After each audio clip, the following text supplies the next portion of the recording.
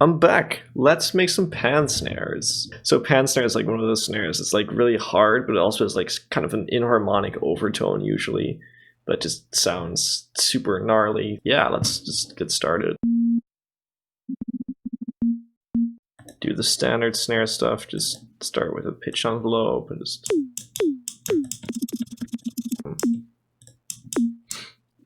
So one thing that I like to do is I like to pick this algorithm because then it makes it very easy to think about the snare and how I'm making it, because this is just a fundamental, and then each of these operators is going to, in its own separate way, independent of the others, impart its own sort of quality on the main sound source. So I'll use like one for the transient, one for the noisy tail, and one for the overtone. I'll actually use two for the overtone, but we'll get to that later. So I'm gonna give it like a bit of an attack to like keep the transient clean. And then of course we want it to be inharmonic, so we're just gonna like maybe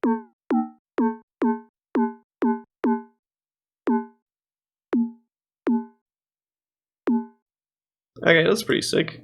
We're gonna do one oscillator and we're just gonna set it to noise looped and kind of do a similar sort of thing, or just kind of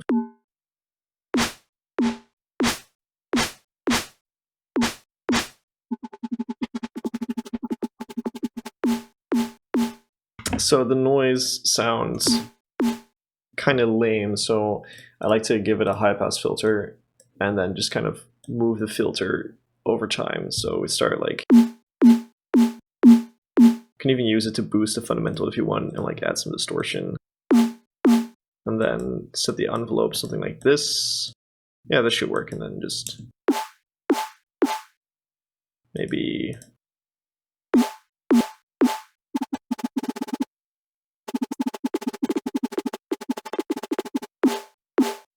okay, that's decent. Now I just want to like add one more operator and just use it to make the transient be way more transient-y. So maybe like give it like 10 milliseconds, something like that. So just kind of do its thing. I'll just set it to fixed frequency or whatever to. It can be nice to set the phase to somewhere like around here.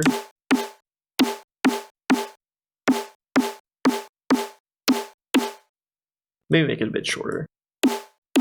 Yeah, there we go.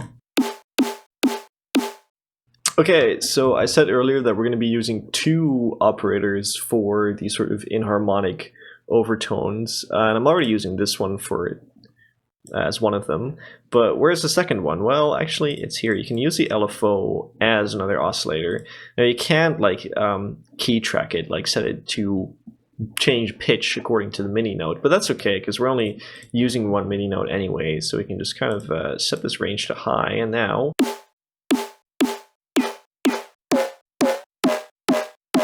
that already sounds pretty good. Adds some nice overtones, I think. But there are some problems with it. So it's interfering with the transient and with the noisy tail. So let's see, operator C is responsible for the noise. So I'm just going to exclude the LFO from operator C.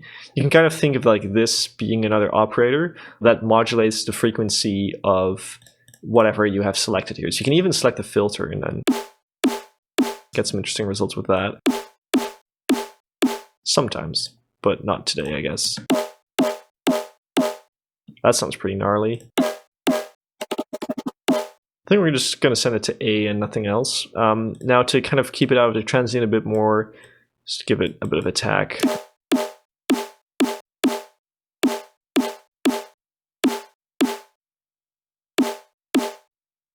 Can maybe even make it a triangle wave. Doesn't really change much.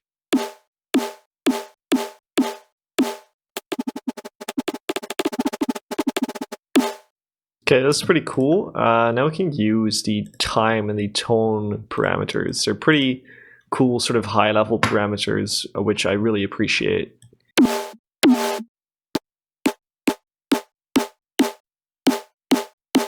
I find that a lot of times I actually prefer setting the time down by a couple percent, because like usually when you're designing a snare, you're really like listening out for the different things and you're really trying to separate them. like separate the transient from the body from the tail.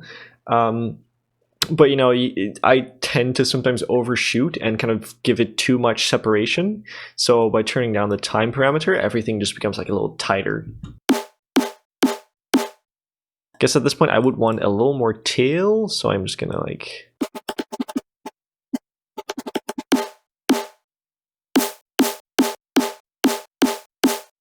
I try to listen not necessarily to how much brighter or darker the sound becomes, but I try to listen to how the texture of the noise changes. Because if it's too bright or not bright enough, we can always put an EQ after, which is exactly what I intend on doing in the next step. So I think I like it around there. So yeah, how about we do something interesting and we add an EQ and a compressor. I'm going to group these together and do something crazy. We just high pass with the EQ and then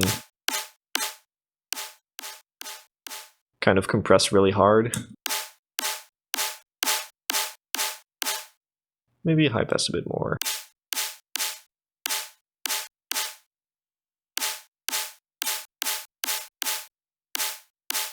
Great, and now we're going to add another chain and then just kind of mix this first chain in as we go to kind of find a sweet spot for that.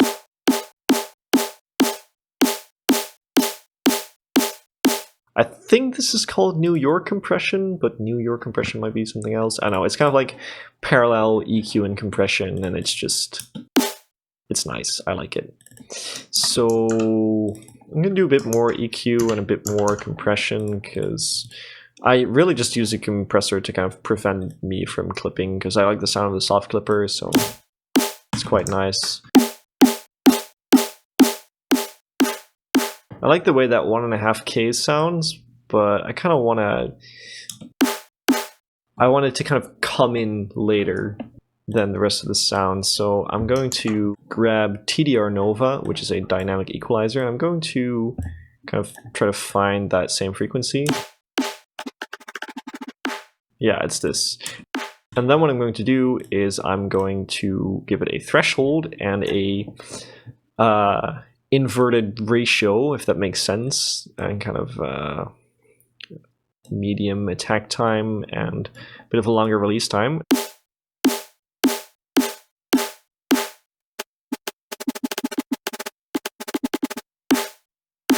Around there sounds natural. I think I also just want to add some high end.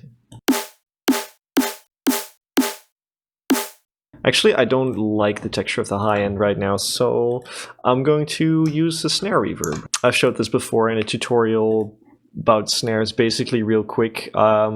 Instead of just slapping a reverb on your snare, one thing I like to do is to use a transient shaper before the reverb to kind of completely remove the transient, because the transient tends to sort of overtake the reverb sound in a way that I don't like a lot of times. So if we just listen to the reverb here, we can hear that right now it adds sort of a natural sounding tone, but then if we turn off the transient shaper, we can hear like reflections from the transient in the reverb, and it just kind of gets messy, and I just don't like it all that much. So that's why I use a transient shaper. And honestly, like that, it sounds pretty good already, so I'm just going to mix that in. Maybe compress this a bit.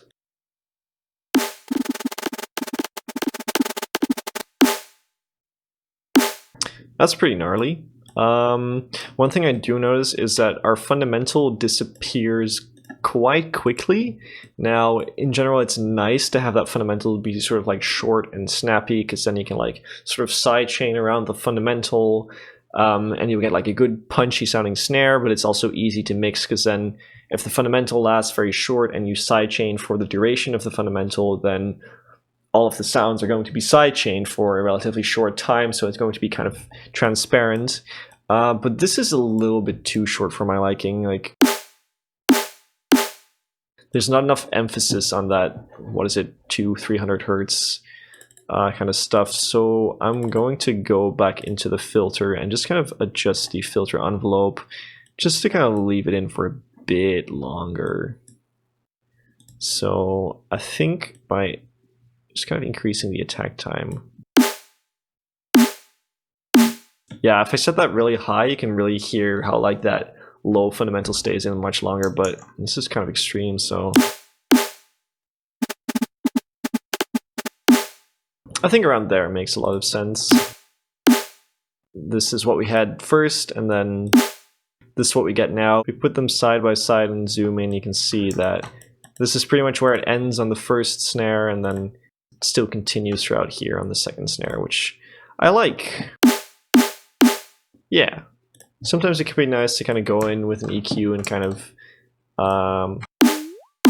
kind of reduce the volume of some of those overtones, because with FM, the loudness of all the overtones can be kind of hard to control, especially like relative to each other. So I just kind of go for overtones that sound really inharmonic relative to the fundamentals, so you get that sort of cool pan snare sound, and then later I can just like use an EQ to kind of if something rings out a little too much, I can just duck it down, so you can hear, for example, that